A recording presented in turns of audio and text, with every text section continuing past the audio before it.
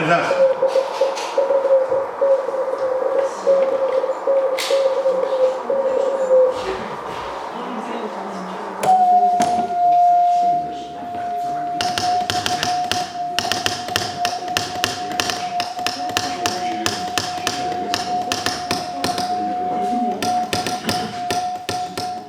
Je m'appelle Didier Clarençon, je suis ancien médecin militaire, radio-amateur et passionné par l'histoire de la résistance dans le Vercors.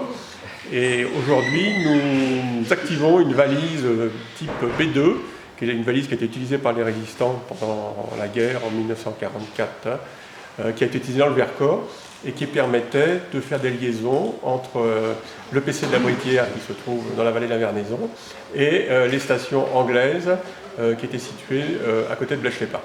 Les Anglais avaient un matériel qui était beaucoup plus performant. Ils avaient des émetteurs extrêmement puissants, de l'ordre de plusieurs kilowatts, alors que cet émetteur a une puissance d'environ 15 à 20 watts.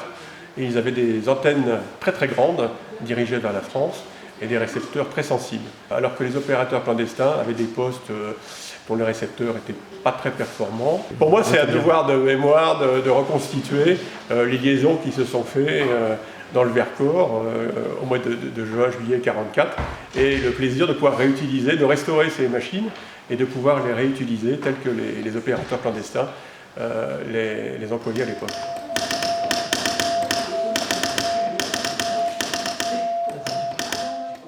Chacun a une manière particulière de manipuler, c'est un petit peu comme une écriture. Donc on a chacun une manière, moi j'ai une manière particulière, et donc on pouvait reconnaître la signature de l'opérateur. Ce qui fait que si jamais il avait été capturé et que son poste avait été pris par les Allemands, si on mettait un opérateur allemand à la place, les Anglais pouvaient s'en rendre compte assez rapidement.